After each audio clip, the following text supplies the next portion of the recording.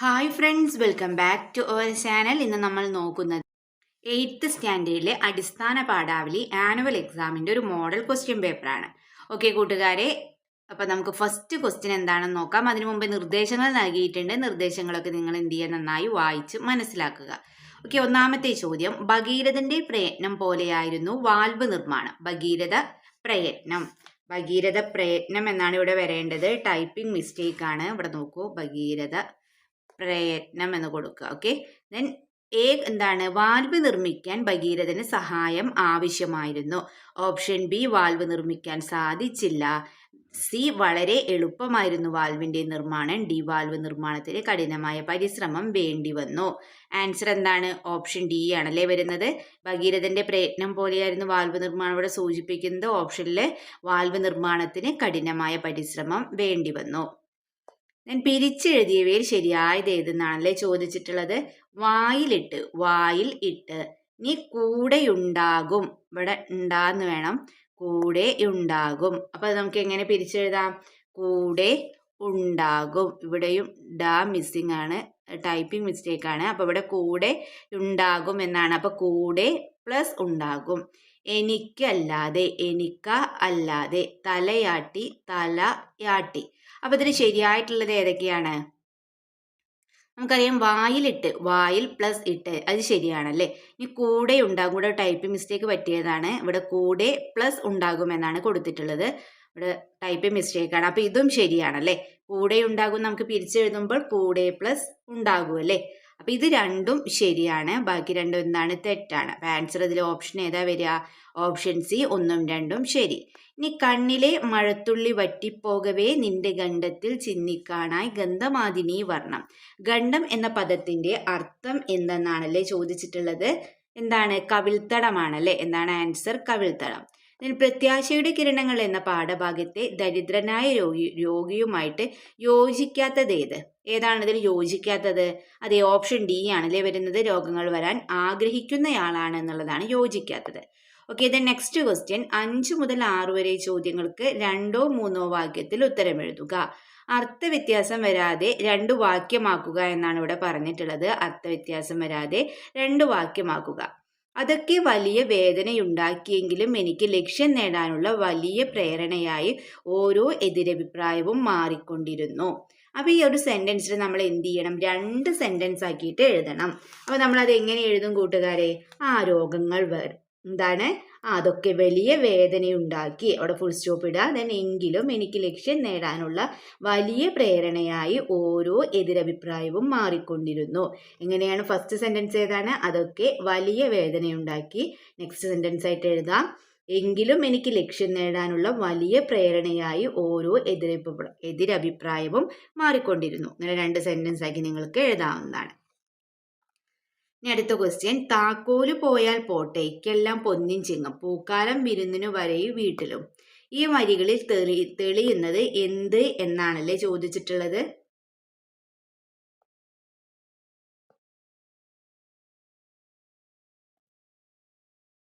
അപ്പൊ ഈ വരികളിൽ തെളിയുന്നത് എന്താണെന്ന് ചോദിച്ചിട്ടില്ല. എന്താണ് കൂട്ടുകാരെ?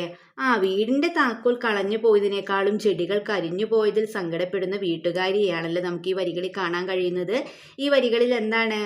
പൊന്നിൻ ചിങ്ങത്തിൽ വീട്ടുമുറ്റത്ത് പൂക്കാലം കൊണ്ടുവരേണ്ട ചെടികൾ വാടിപ്പോയത് എന്ത് ചെയ്യുന്നു? വീട്ടുകാരിയെ വളരെയധികം സങ്കടപ്പെടുത്തുന്നു. മറ്റെന്തിനേക്കാളും ചെടികളെയും പൂക്കളെയും സ്നേഹിക്കുന്ന മനസ്സാണ് ആർക്കുള്ളത്? വീട്ടുകാരിക്കുള്ളത് അല്ലേ. ഓക്കെ, അപ്പൊ ഈ വരികളുടെ ആശയം കൂട്ടുകാർ ഇതുപോലെ എഴുതുമല്ലോ. ഓക്കെ, അത് നെക്സ്റ്റ് അതിൽ ബി ക്വസ്റ്റ്യൻ ആണ്. സത്യം പറയട്ടെ, അത് കേട്ടപ്പോൾ കൃപാകരൻ ഉരുകിപ്പോയി. അമ്മമ്മ, എന്തു കേട്ടപ്പോഴാണ് കൃപാകരൻ ഉരുകിപ്പോയതെന്നാണല്ലേ ചോദിച്ചിട്ടുള്ളത്. എന്ത് കേട്ടപ്പോഴാണ്? തനിക്ക് കുറെ യാത്ര ചെയ്യാൻ കഴിഞ്ഞല്ലോ എന്ന് പറഞ്ഞ് അമ്മമ്മ സങ്കടപ്പെട്ടപ്പോൾ. അമ്മമ്മയെ കുറച്ചു കഴിയുമ്പോൾ മദിരാശിയിൽ കൊണ്ടുപോകാമെന്ന് ആര് പറയുകയാണ്? കൃപാകരൻ പറഞ്ഞു അല്ലേ. അപ്പൊ എന്താണ്? മദിരാശി കണ്ടിട്ട് കാര്യമൊന്നുമില്ല, കാണുന്നെങ്കിൽ എവിടെ കാണണം? ദുബായ് കാണണമെന്നും അമ്മമ്മ പറഞ്ഞു. ഇത് കേട്ടപ്പോഴാണല്ലേ കൃപാകരൻ ഉരുകിപ്പോയത്. ഇത് കേട്ടപ്പോഴാണ് Kripakaran ഉരുകിപ്പോയത്. Okay, then next question, 7 മുതൽ 11 വരെ ചോദ്യങ്ങൾക്ക് അരപ്പുറത്തിൽ കവിയാതെ ഉത്തരം എഴുതുക.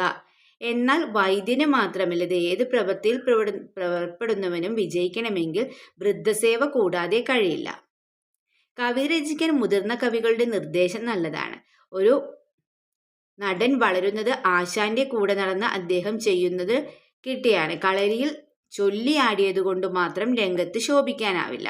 പി.കെ. വാര്യരുടെ ഈ അഭിപ്രായത്തോടുള്ള നിങ്ങളുടെ പ്രതികരണം എഴുതുക. അപ്പൊ നമ്മുടെ പ്രതികരണം, അതായത് നിങ്ങൾ ഓരോരുത്തരുടെയും പ്രതികരണമാണ് നിങ്ങളിവിടെ എഴുതേണ്ടത് അല്ലേ.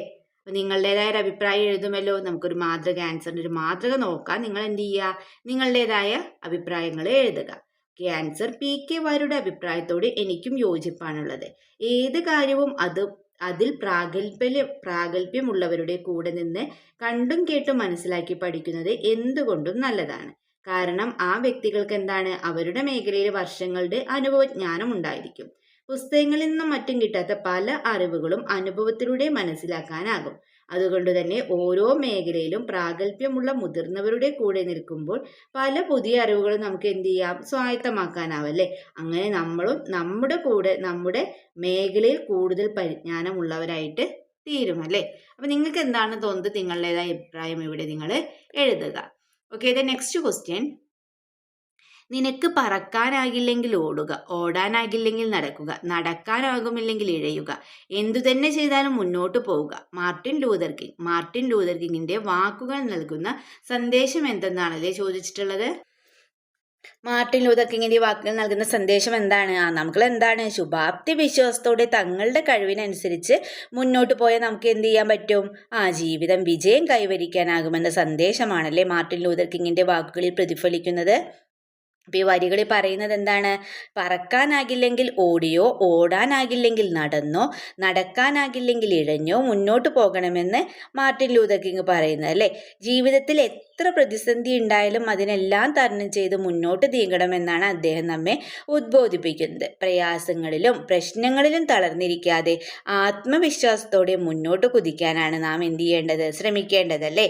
ഓക്കെ, അപ്പം എന്ത് ചെയ്യുക, നിങ്ങൾ ഈ വാക്കുകൾ നൽകുന്ന സന്ദേശം എന്താണോ അതോടെ എഴുതുക. ഓക്കെ, ദെൻ നെക്സ്റ്റ് ക്വസ്റ്റ്യൻ: ഞാൻ എനിക്ക് ആവുന്നത് ചെയ്യുന്നു. ഇത്രയും പറഞ്ഞ് കുരുവി തൻ്റെ ജോലി തുടർന്നു. തീ തൻ്റെ ജീവനെടുക്കും വരെ നിസ്വാർത്ഥനായി ലോക നന്മയ്ക്കു വേണ്ടി പ്രവർത്തിക്കുന്ന മഹാത്മാക്കളുടെ പ്രവൃത്തിക്ക് തുല്യമാണോ ഈ കൊച്ചു കുരുവിയുടെ പ്രവൃത്തികൾ? സ്വഭിപ്രായം വ്യക്തമാക്കുക. ഇവിടെയും എന്താണ്, നിങ്ങളുടേതായ അഭിപ്രായമാണ് നിങ്ങളിവിടെ എഴുതേണ്ടത്. ഓക്കെ, നമുക്ക് ആൻസർ നോക്കാം. നിസ്വാർത്ഥമായി ലോകത്തെ സേവിച്ച അനേകം മഹാത്മാക്കൾ നമുക്ക് മാതൃകയുണ്ട് അല്ലേ. കുഷ്ഠരോഗികൾക്കിടയിൽ പ്രവർത്തിച്ച ഫാദർ ഡാമിയൻ, അഗതികൾക്ക് വേണ്ടി സ്വയം സമർപ്പിച്ച മദർ തെരേസ, സാമൂഹിക പരിഷ്കരണത്തിനു വേണ്ടി സർവ്വ കഴിവുകളും ഉപയോഗിച്ച ശ്രീനാരായണ ഗുരുദേവൻ, ഇങ്ങനെ മഹാത്മാക്കളുടെ പട്ടിക നീളുന്നു. മരണഭയമില്ലാതെ, സ്വാർത്ഥതയില്ലാതെ ഒരു ആയുഷ്കാലം മുഴുവൻ ലോകത്തിനു സേവനം ചെയ്തവരാണ് മഹാത്മാക്കൾ. അവരുടെ കൊച്ചു കൊച്ചു പ്രവൃത്തികളിലൂടെ ലഭിച്ചതാണ് നാം ഇന്ന് അനുഭവിക്കുന്ന സ്വാതന്ത്ര്യവും സുരക്ഷിതത്വവും. സ്വന്തം ജീവൻ പോലും പരിഗണിക്കാതെ തൻ്റെ അവസാന ശ്വാസം വരെ കാട്ടുതീ കെടുത്താൻ പരിശ്രമിച്ച കുരുവിയും കാട്ടുതീയും എന്ന കഥയിലെ കുരുവിയുടെ പ്രവൃത്തികളും ഇത്തരം മഹത് കൃത്യം തന്നെയാണെന്ന് പറയാം. തൻ്റെ ജീവനേക്കാൾ നാടിൻ്റെ ഐശ്വര്യമാണ് മഹാത്മാക്കളുടെ ലക്ഷ്യമെങ്കിൽ തൻ്റെ ജീവനേക്കാൾ കാടിൻ്റെ സംരക്ഷണം എന്നതായിരുന്നു കൊച്ചു കുരുവിയുടെ ലക്ഷ്യം. മഴദേവന്റെ പരിഹാസത്തെ പോലും വകവയ്ക്കാതെ ഞാൻ എനിക്കാവുന്നത് ചെയ്യുന്നു എന്ന ഉറച്ച ബോധ്യത്തോടെ മരണം വരെ പരിശ്രമിച്ച ഈ കൊച്ചു പക്ഷി നിസ്വാർത്ഥമായി ലോക നന്മയ്ക്കു വേണ്ടി പ്രവർത്തിക്കുന്ന മഹാത്മാക്കളുടെ പ്രതീകം തന്നെയാണ്. അപ്പോൾ നിങ്ങൾ എന്ത് ചെയ്യുക, നിങ്ങളുടേതായ അഭിപ്രായങ്ങളൊക്കെ ഉൾപ്പെടുത്തിക്കൊണ്ട് കുറിപ്പ് തയ്യാറാക്കുക. ഓക്കെ, ഇത് നെക്സ്റ്റ് ക്വസ്റ്റ്യൻ നോക്കാം. ചങ്ങാതി, തനിക്കൊരു രോഗവുമില്ല. ഭക്ഷണത്തിന്റെ കുറവായി ക്ഷീണത്തിന് കാരണം. പതിവായി കടലയും പയറും കഴിക്കുക. തരം കിട്ടുമ്പോൾ മത്സ്യമാംസങ്ങളും കഴിച്ചോളൂ. ഇടയ്ക്കിടെ വന്നാൽ ഇത്തരം മരുന്നുകളും തരാം. അല്ല, നിങ്ങൾ ഇതുവരെ മരിച്ചിട്ടില്ലേ? ഡോക്ടർ സന്തകുമാർ ചോദിച്ചു. പ്രത്യാശയുടെ കിരണങ്ങൾ എന്ന ഭാഗത്ത് നടത്തുന്നതാണല്ലേ. ഇനി നോക്കൂ, ഡോക്ടർ സന്തകുമാറിന്റെ സ്വഭാവ സവിശേഷതകളിലേക്ക് വെളിച്ചം വീശുന്ന ചില സന്ദർഭങ്ങൾ മുകളിൽ തന്നിരിക്കുന്ന സൂചനകളും പാഠഭാഗവും വിശകലനം ചെയ്ത് സന്തുവിന്റെ സ്വഭാവ സവിശേഷതകളെക്കുറിച്ചൊരു കുറിപ്പ് തയ്യാറാക്കുക എന്നാണല്ലേ പറഞ്ഞിട്ടുള്ളത്. അപ്പൊ നമ്മളിവിടെ എന്താണ്, കഥാപാത്ര നിരൂപണം എഴുതണം അല്ലേ. അതായത് ഇവരെ സ്വഭാവ സവിശേഷതകളെ കുറിച്ച് എഴുതുക. ഓക്കെ, നമുക്ക് ആൻസറിന് മാതൃക നോക്കാം. ഓരോ രോഗിയുടെയും വ്യക്തിപരമായ ബന്ധം പുലർത്തുന്ന മനുഷ്യസ്നേഹിയാണ് ഡോക്ടർ സന്തകുമാർ. തന്നെ കാണാനെത്തുന്ന രോഗിയുടെ രോഗം മാത്രമല്ല, അവരുടെ ജീവിത സാഹചര്യങ്ങളും ആഗ്രഹങ്ങളുമെല്ലാം ശ്രദ്ധിക്കുകയും രസകരമായി സംസാരിച്ചുകൊണ്ട് രോഗികളുടെ മാനസിക സന്തോഷം നിലനിർത്താൻ ശ്രമിക്കുകയും ചെയ്യുന്നുണ്ട്.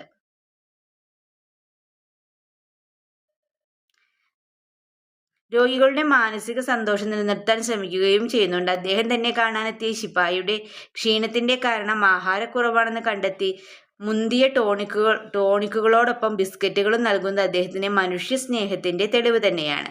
പുല്ലു മാത്രം തിന്നുന്നതിനാൽ ചത്തുപോകുമെന്ന എല്ലാ ഫയലുകളും വേഗം വേഗം എത്തിച്ചു കൊടുക്കണം എന്നീ സ്നേഹശാസനകൾ രസകരമായി സംസാരിക്കുകയും രോഗിയുടെ ജീവിതാവസ്ഥകൾ പോലും ശ്രദ്ധിക്കുകയും ചെയ്യുന്ന ഡോക്ടറുടെ സവിശേഷതകളെ തന്നെയാണ് തെളിയുന്നത്. ധനികർക്ക് വരുന്ന പ്രഷറും ഷുഗറും അറ്റാക്കും തനിക്കും വന്നിരുന്നെങ്കിൽ എന്നാഗ്രഹിക്കുന്ന ധനികനെ നിങ്ങൾ ഇതുവരെ മരിച്ചില്ലേ എന്ന് സന്തുകുമാർ സ്വീകരിച്ചിരിക്കുന്നത്. ധനികന്റെ കാതിലെ രോഗിയുടെ ആഗ്രഹങ്ങളും ജീവിത സാഹചര്യങ്ങളും പരിഗണിക്കുന്ന ഡോക്ടറാണ് അദ്ദേഹമെന്ന് കാണാം. ദരിദ്രരെന്നോ ധനികരെന്നോ വ്യത്യാസമില്ലാതെ എല്ലാവരോടും സ്നേഹത്തോടെ പെരുമാറാനും രസകരമായി സംസാരിച്ചുകൊണ്ട് അവരവരുടെ മനസ്സിനെ ശക്തിപ്പെടുത്താനും ഡോക്ടർ. നെക്സ്റ്റ് ക്വസ്റ്റ്യൻ നോക്കാം. 11A. നിങ്ങൾ കുട്ടികൾ പിച്ച് നടക്കുന്ന വഴികളിൽ മുഴുവൻ ചതിക്കുഴികളാണ്. സ്നേഹപൂർവ്വം അമ്മ. പാഠഭാഗത്തുള്ള ഈ വാക്യത്തെ സമകാല സാഹചര്യങ്ങളുമായി ബന്ധപ്പെടുത്തി വിശകലനം ചെയ്യുക എന്നാണല്ലേ പറഞ്ഞിട്ടുള്ളത്. വിശകലന കുറിപ്പാണ് നമ്മളിവിടെ എഴുതേണ്ടത് അല്ലെ. എന്തൊക്കെ കാര്യങ്ങൾ നമുക്ക് എഴുതാം നോക്കാം. ചതിക്കുഴികൾ നിറഞ്ഞ ലോകത്താണ് നാം ജീവിക്കുന്നത് അല്ലേ. സൈബർ ലോകത്തിന്റെ അനുദിനമുള്ള വളർച്ച ചതിക്കുഴികളിൽ വീണ് പൊലിയുന്ന കുട്ടികളുടെ എണ്ണം കൂടാനിടയാക്കുന്നുണ്ട്.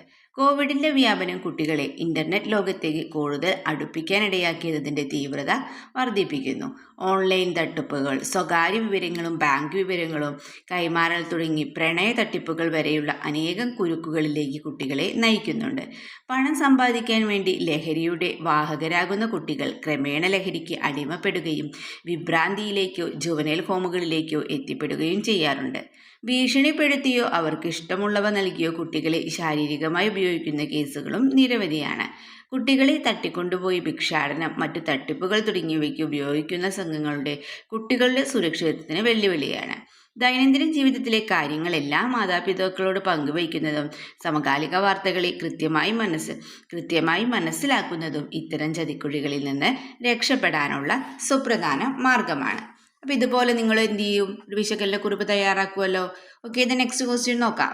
കൃപാകര, നിനക്കും വാങ്ങരുതോ ഇവിടെ നോക്കൂ, ഒരു വണ്ടി എന്നാണ് ഇവിടെ വരേണ്ടത്. ടൈപ്പ് മിസ്റ്റേക്കാണ്, വണ്ടി എന്നാക്കി കൊടുക്കുക.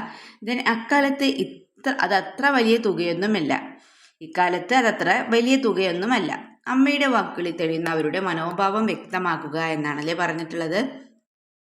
അപ്പോൾ നമുക്കറിയാം എന്താണ് ഇവിടെ പറയുന്നത്. അതായത് കാലത്തിനൊപ്പം സഞ്ചരിക്കാനും ജീവിത സൗകര്യങ്ങൾ വർദ്ധിപ്പിച്ച് ജീവിത നിലവാരം ഉയർത്താനും ആഗ്രഹിക്കുന്നത് കൊണ്ടാണ് അമ്മമ്മ ഇപ്രകാരം കൃപാകരനോട് പറയുന്നത് അല്ലേ.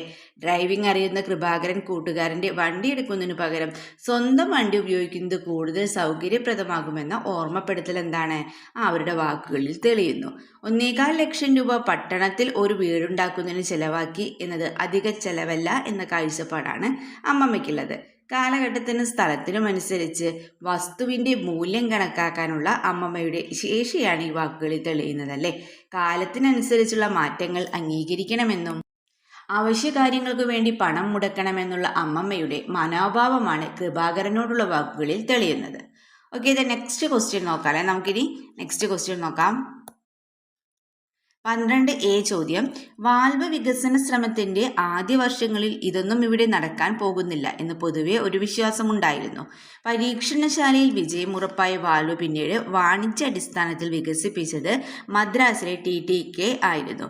ഇന്ന് 1,50,000-ലേറെ പേർ ആ വാൽവുമായി ജീവിക്കുന്നു. ഭഗീരഥ പ്രയത്നത്തിൽ വരികളാണല്ലോ ഇവിടെ കൊടുത്തിട്ടുള്ളത്. പല തടസ്സങ്ങളായിട്ടും ഒടുവിൽ കൃത്രിമ ഹൃദയവാൽവിന്റെ നിർമ്മാണത്തിൽ വിജയിച്ച അനുഭവമാണ് ഡോക്ടർ MS വല്യത്താന്റെ വാക്കുകളിലുള്ളത്. ശുഭാപ്തി വിശ്വാസമാണ് ജീവിതത്തെ മുന്നോട്ട് നയിക്കുന്നത്. ഈ പ്രസ്താവനയും പാഠഭാഗത്തിലെ ആശയം കൂടി ഉൾപ്പെടുത്തി നമ്മളോട് പ്രഭാഷണം തയ്യാറാക്കാനാണല്ലേ. ഒരു പ്രഭാഷണം തയ്യാറാക്കുന്നത് എങ്ങനെയാണ് നിങ്ങൾക്ക് അറിയാലോ. ഒരു ഫോമാറ്റ് നിങ്ങൾക്ക് അറിയാലോ. എങ്ങനെയാണ് ഫസ്റ്റ് പ്രിയരെ എന്ന് എഴുതാം. നിങ്ങൾക്ക് തന്നെ എഴുതാം. നമ്മുടെ ജീവിതത്തിൽ ധാരാളം പ്രയാസങ്ങളും പ്രതിസന്ധികളും ഉണ്ടാകും. എന്നാൽ എന്താണ്, അവയിലൊന്നും തളരാതെ ശുഭാപ്തി വിശ്വാസത്തോടെ കഠിനാധ്വാനം ചെയ്താൽ വിജയം തീർച്ചയായും നമ്മെ തേടിയെത്തും. ശുഭാപ്തി വിശ്വാസമാണ് നമ്മുടെ ജീവിതത്തെ മുന്നോട്ട് നയിക്കുന്നത്. നിരാശ ഏതൊരാളുടെയും ജീവിതത്തെ പിന്നോട്ട് നയിക്കുന്ന ഒന്നാണ്. ശുഭാപ്തി വിശ്വാസം കൊണ്ടും കഠിനാധ്വാനം കൊണ്ടുമാണ് പരിമിതികളെയും പ്രതിസന്ധികളെയും നാം കീഴടക്കേണ്ടത്. ഇതിൻ്റെ ഏറ്റവും വലിയ ഉദാഹരണമാണ് ഡോക്ടർ MS വല്യത്താൻ്റെ നേതൃത്വത്തിൽ നടന്ന കൃത്രിമ ഹൃദയവാൽവ് നിർമ്മാണം. നീണ്ട 7 വർഷം വേണ്ടിവന്നു അവർക്ക് വാൽവ് സഫലമാക്കാൻ. ആദ്യം 3 മോഡലും പരാജയപ്പെട്ടെങ്കിലും തളരാതെ ശുഭാപ്തി വിശ്വാസത്തോടെ അവർ പ്രയത്നിച്ചതുകൊണ്ടാണ് കൃത്രിമ വാൽവ് എന്ന സ്വപ്നം യാഥാർത്ഥ്യമായത്. നിരവധി ആളുകൾക്കാണ് ആ വാൽവ് പുനർജീവൻ നൽകിയത്. പരാജയങ്ങളിൽ കുറ്റപ്പെടുത്തലുകളിലും തളർന്നു നിൽക്കാതെ ദൃഢനിശ്ചയത്തോടെയും ശുഭാപ്തി വിശ്വാസത്തോടെയും മുന്നേറിയാൽ നമുക്ക് വിജയം സുനിശ്ചിതമാണെന്ന് തെളിയിക്കുന്നതാണ് ഡോക്ടർ വല്യത്താൻ്റെയും സംഘത്തിൻ്റെയും പ്രവർത്തനം. ഒരു പരാജയത്തിൽ തളർന്നു പോകുന്ന ഒട്ടേറെ പേർ നമുക്ക് ചുറ്റുമുണ്ട്. തോൽവികളിൽ തളരാനല്ല, അവയെ വിജയത്തിൻ്റെ ചവിട്ടുപടികളാക്കി മാറ്റാനാണ് നമ്മൾ പഠിക്കേണ്ടത്. തോൽവികളിൽ നിന്ന് പാഠം ഉൾക്കൊണ്ട് മുന്നേറാനുള്ള മനോഭാവമാണ് നമ്മൾ വളർത്തിയെടുക്കേണ്ടത്. ആത്മവിശ്വാസവും ശുഭാപ്തി വിശ്വാസത്തോടെ ജീവിതത്തെ നേരിടാൻ നിങ്ങൾക്ക് ഓരോരുത്തർക്കും കഴിയട്ടെ എന്ന് പ്രാർത്ഥിച്ചുകൊണ്ട് എൻ്റെ വാക്കുകൾ ചുരുക്കുന്നു. നന്ദി, നമസ്കാരം. അപ്പോൾ ഇതുപോലെ പ്രഭാഷണം നിങ്ങൾക്ക് തയ്യാറാക്കാവുന്നതാണ്. അല്ലെങ്കിൽ ഒരു ക്വസ്റ്റ്യൻ എന്താ കൊടുത്തിട്ടുള്ളത്? വാർദ്ധക്യം അവസ്ഥയാണ്, ശാപമല്ല. അവരെ ഒറ്റപ്പെടുത്തുകയല്ല, ചേർത്ത് നിർത്തുകയാണ് വേണ്ടത്. വയോജനങ്ങളെ സംരക്ഷിക്കേണ്ടതിൻ്റെ ആവശ്യകത എന്ന വിഷയത്തിലൊരു ഉപന്യാസം തയ്യാറാക്കുക എന്നാണല്ലേ പറഞ്ഞിട്ടുള്ളത്. അപ്പോൾ ഉപന്യാസം എഴുതുമ്പോൾ നമ്മൾ ടൈറ്റിൽ കൊടുക്കാൻ നമുക്ക് എന്താണ്? വയോജനങ്ങളെ സംരക്ഷിക്കേണ്ടതിൻ്റെ ആവശ്യകത. ഓക്കെ, നമുക്ക് എഴുതാം. മനുഷ്യ ജീവിതത്തിലെ ഒഴിവാക്കാനാവാത്തൊരവസ്ഥയാണ് വാർദ്ധക്യം. വളരെയേറെ കരുതലും ശ്രദ്ധയും ആവശ്യമായ കാലവുമാണിത്. വാർദ്ധക്യം ശാപമല്ലെന്നും അതൊരു അവസ്ഥയാണെന്നും തിരിച്ചറിഞ്ഞ് വൃദ്ധജനങ്ങളോടൊപ്പം നിൽക്കുന്ന പ്രിയപ്പെട്ടവരാണ് അവരുടെ ശിഷ്ടകാല ജീവിതത്തെ സ്വർഗതുല്യമാക്കി മാറ്റുന്നത്. എന്നാൽ മറുവശത്ത് വാർദ്ധക്യം ബാധിച്ചതിൻ്റെ പേരിൽ മാത്രം തെരുവോരങ്ങളിലും ആരാധനാലയങ്ങളിലും ഉപേക്ഷിക്കപ്പെടുന്ന ചില നിർഭാഗ്യ ജന്മങ്ങളും നമ്മുടെ സമൂഹത്തിലുണ്ട്. വൃദ്ധജനങ്ങളെ ഉപേക്ഷിക്കാനല്ല, അവരെ കുടുംബത്തോടൊപ്പം ചേർത്ത് നിൽക്കാൻ നമുക്ക് കഴിയേണ്ടതുണ്ട്. ജോലി തിരക്കുകൾ, വിദേശവാസം, മറ്റു തിരക്കുകൾ തുടങ്ങിയ കാരണങ്ങളാൽ പ്രായമായവരെ വീട്ടിൽ നിന്നും അകറ്റുന്നത് ഉചിതമല്ലെന്ന് പുതുതലമുറ ചിന്തിക്കേണ്ടതുണ്ട്. നമ്മെ നാമാക്കി മാറ്റിയ ശാരീരികമായും മാനസികമായും സാമ്പത്തികമായും സ്വന്തമായി നിലനിൽക്കാൻ പ്രാപ്തരാക്കിയ വൃദ്ധ മാതാപിതാക്കൾ തീർച്ചയായും കുടുംബത്തിൻ്റെ പിന്തുണ അവകാശമുള്ളവർ തന്നെയാണ്. അവരുടെ ആവശ്യങ്ങളെയും ആഗ്രഹങ്ങളെയും പരിഗണിക്കുന്നതിലൂടെ അവരുടെ മാനസിക ആരോഗ്യത്തിനൊപ്പം ശരീരത്തിൻ്റെ ക്ഷേമവും നമുക്ക് വർദ്ധിപ്പിക്കാനാവും. കുടുംബത്തിൻ്റെ പിന്തുണ പോലെ തന്നെ സമൂഹത്തിൻ്റെയും ഭരണകൂടത്തിൻ്റെയും പിന്തുണ അവർക്ക് ആവശ്യമുണ്ട്. സമൂഹത്തിലെ മുതിർന്ന പൗരരായ അവർക്ക് സുരക്ഷിതമായും ആരോഗ്യത്തോടെയും കഴിയാനുള്ള അവകാശം ഉറപ്പുവരുത്തി ചികിത്സാ പദ്ധതികളും മറ്റു പദ്ധതികളും ആവിഷ്കരിക്കേണ്ടത് ഭരണകൂടമാണ്. വൃദ്ധജനങ്ങളുടെ അറിവുകൾ സമൂഹത്തിന് ഫലപ്രദമാക്കത്തക്ക വിധം ഉപയോഗിക്കേണ്ടതുണ്ട്. രാഷ്ട്രീയം, വൈദ്യശാസ്ത്രം തുടങ്ങി സമൂഹത്തിൻ്റെ വ്യത്യസ്ത മേഖലകളിൽ ഇന്നും കരുത്തോടെ നിൽക്കുന്ന പല പ്രായമായവരുമുണ്ട്. ഇന്നത്തെ സമൂഹത്തെ സൃഷ്ടിച്ച മുൻ പൗരന്മാർക്ക് സംരക്ഷണം നൽകേണ്ടത് സമൂഹത്തിലെ പുതുതലമുറയുടെ കടമയാണ്. വാർദ്ധക്യം ശരീരത്തെ ബാധിക്കുന്നത് സ്വാഭാവികമാണെന്നും വാർദ്ധക്യം മനസ്സിനെ കീഴ്പ്പെടുത്താതെ ശ്രദ്ധിച്ചാൽ വയോജനങ്ങൾക്ക് സമൂഹത്തിൽ ഇനിയും മാറ്റങ്ങൾ കൊണ്ടുവരാൻ കഴിയുമെന്ന ബോധ്യം നമുക്കുണ്ടാവേണ്ടതുണ്ട്. അപ്പോൾ ഇതുപോലെ നിങ്ങൾ എന്ത് ചെയ്യുക? ഒരു ഉപന്യാസം തയ്യാറാക്കുക. ഓക്കെ, അപ്പോൾ ഇത്രയും ക്വസ്റ്റ്യൻസ് ആണ് ഈ ക്വസ്റ്റ്യൻ പേപ്പറിൽ ഉണ്ടായിരുന്നത്. അപ്പോൾ എല്ലാ ക്വസ്റ്റ്യൻസും നമ്മൾ ഡിസ്കസ് ചെയ്തിട്ടുണ്ട്. അപ്പോൾ നിങ്ങൾക്ക് വീഡിയോ യൂസ്ഫുൾ ആയി തോന്നുകയാണെങ്കിൽ തീർച്ചയായും ലൈക്ക് ചെയ്യുക, കമൻറ്റ് ചെയ്യുക. ഇതുവരെ ചാനൽ സബ്സ്ക്രൈബ് ചെയ്യാത്ത കൂട്ടുകാരുണ്ടെങ്കിൽ തീർച്ചയായും സബ്സ്ക്രൈബ് ചെയ്യുക. ഓക്കെ, നമുക്ക് മറ്റൊരു വീഡിയോയുമായി വീണ്ടും കണ്ടുമുട്ടാം. Okay, by.